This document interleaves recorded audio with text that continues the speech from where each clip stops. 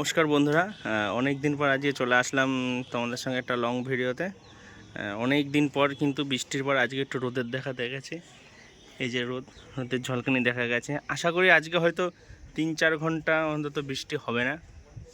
তো সবাই তো জানো, টানা বর্ষার পর ড্রাগন গাছে একটু ফাঙ্গিসাইড স্প্রে করতে হয়, না হলে একরকমের ধসা জাতীয় রোগ, ছোট ছোট ছোপ ছোপ ছোপ ছোপ রোগ দেখা যায় প্রত্যেকের গাছেই কম বেশি, বা যদিও না দেখা যায় তবুও দেওয়া উচিত, কারণ বর্ষার পরে একটু গাছে ফাঙ্গাস অ্যাটাক হতে পারে।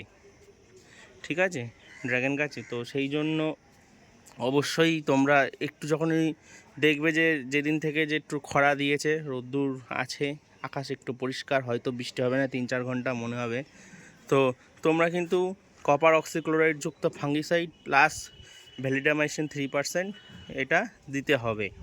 ঠিক আছে, মিশিয়ে তোমরা কিন্তু গাছে স্প্রে করে দেবে, এবং মোটামুটি 3-4 ঘন্টা এবং 6 ঘন্টা যদি থাকে তো মানে একটু বৃষ্টি না হয়, এবং সেটা যদি গাছে তোমরা স্প্রে করে দিতে পারো তো খুব ভালো হয়। এবং যাদের এই যে ধসা রোগ আছে বা এসেছে, ছোট ছোট ছোপ ছোপ ছোপ ছোপ, তোমাদের আগেরবারও দেখিয়েছিলাম আমি, এইবারও আমার গাছে কিছু কিছু গাছে আছে। যেমন এই দেখো তোমরা, এই যে হলুদ হলুদ হয়ে আসছে, এই যে দেখো একটু তো শুকিয়ে গেছে। আমি মাঝখানে মাঝখানে দিয়েছিলাম কপার অক্সিক্লোরাইড যুক্ত ফাঙ্গিসাইড আর ভ্যালিডামাইসিন, এই দেখো এগুলো শুকিয়ে শুকিয়ে গেছে, কিন্তু এখনও আছে, এই দিকের গাছগুলোতে আছে আমার এখনও কিছু কিছু। তো আমি আজকে দেব, তোমাদের সঙ্গে শেয়ার করি আমি কিভাবে মিশিয়ে মিশিয়ে কতটা পরিমাণে কিভাবে দিই কপার অক্সিক্লোরাইড যুক্ত ফাঙ্গিসাইড আর ভ্যালিডামাইসিন। তো আমি 2 লিটারের আমার স্প্রের বোতল, তোমরা তো জানো, তো 2 লিটারের স্প্রে বোতলে আমি কতটা পরিমাণে করে দিই, দিয়ে কি সাথে আরেকটা কি মেশাই সেটাও তোমাদের সঙ্গে শেয়ার করছি। দেখতে থাকো ভিডিওটা। এবং এই ধসা যদি রোগ, এই যে এরকম যদি এরকম ছোপ ছোপ ছোপ ছোপ ছোপ ছোপ হয়ে যায়, এটা কিন্তু মোটামুটি তোমাদের দিয়ে যেতে হবে 1-2 দিন বাদে বাদে। এবার বর্ষাকালে হয়তো যদি দিতে নাও পারো, যখন একটু রোদ্দুর উঠবে দিতে হবে ঘন ঘন, দিলেই কিন্তু মোটামুটি এই রোগটা চলে যাবে, শুকিয়ে যাবে আস্তে আস্তে। ওই যে তোমাদের দেখালাম যে শুকিয়ে গেছে, এরকম শুকিয়ে যাবে, নাহলে রোগটা ছড়াবে না। আর বেশি যদি পরিমাণে যে ডালে হয়ে যাবে, যে অতিরিক্ত হয়ে যাচ্ছে, তখন কিন্তু গাছের ডালটাকে আর ওই স্প্রে করে বাঁচিয়ে রাখার থেকে কেটে দেওয়াই ভালো, কারণ ড্রাগন গাছে কেটে দিলে আবার ডাল হয়ে যাবে নতুন করে, তো সেই নিয়ে চিন্তা করতে লাগবে না। তো দেখতে থাকো। কপার অক্সিক্লোরাইড যুক্ত ফাঙ্গিসাইড, এই যে তোমার দেখতেই পাচ্ছ কপার অক্সিক্লোরাইড, এই একটা ফাঙ্গিসাইড। তোমরা দোকানে গিয়ে বলবে কপার অক্সিক্লোরাইড যুক্ত ফাঙ্গিসাইড দিতে, তাহলেই যে কোনো ব্র্যান্ডেড হলেই হবে, কপার অক্সিক্লোরাইড যুক্ত ফাঙ্গিসাইড দিলেই হবে, যেটা সত্যি কিন্তু ড্রাগন গাছের উপরে খুব ভালো কাজ করে। আমি নিজে ইউজ করে দেখেছি, তাই জন্য তোমাদের সঙ্গে শেয়ার করছি। আর সাথে এই যে ভ্যালিডামাইসিন 3%, এটাতে লেখা নেই, আমি দোকানে গিয়ে বলেছি, সারের দোকানে, ওরা আমাকে লুজ দিয়েছে, অনেক হয় মানে অনেক বড় হয়, আমি অত বড় নিয়ে কী করবো, আমাকে লুজ দিয়েছে ওরা।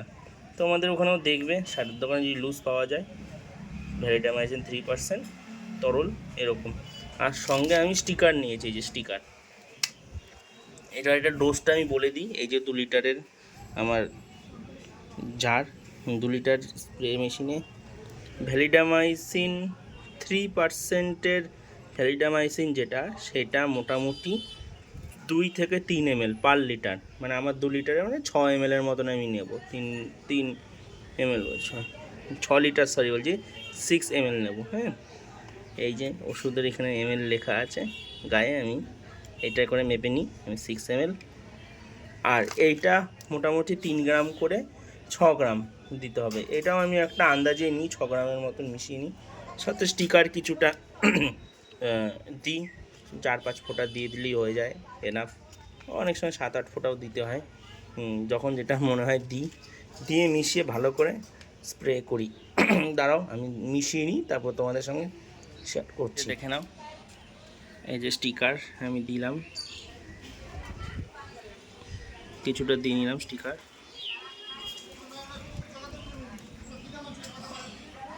এই যে ভ্যালিডামাইসিন আমি তোমাদের বললাম 6 ml 2 লিটারে, দিয়ে দিলাম, মেপে নিয়েছি।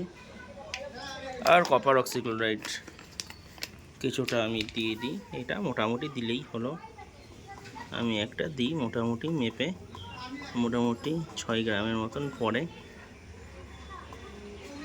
একটু বেশি হলে অসুবিধা নেই, এটা কম বেশি হলে কোনো অসুবিধা নেই। এবার এটাকে আমি মিশিয়ে নেব ভালো করে, তোমাদের ডোজটা তো দেখিয়ে দিলাম। এবার এটাকে আমি ভালো করে একটা কোনো কাঠি দিয়ে মিশিয়ে নেবো, বা ঝাঁকালেও হয়, যাই হোক আমি মিশিয়ে নেব। মিশিয়ে নেওয়ার পর এবার পুরো গাছের, ড্রাগন গাছের পুরোটাই আমি স্প্রে করে দেবো। আমার মেশানো হয়ে গেছে, এবার আমি কিন্তু স্প্রে করে দেবো। গাছে ড্রাগন থাকুক, তোমরা দেখতে পাচ্ছ আমার কাঁচা পাকা সব ড্রাগনই রয়েছে গাছে, আর কুড়িও আসছে, তাতে কোনো অসুবিধা হবে না।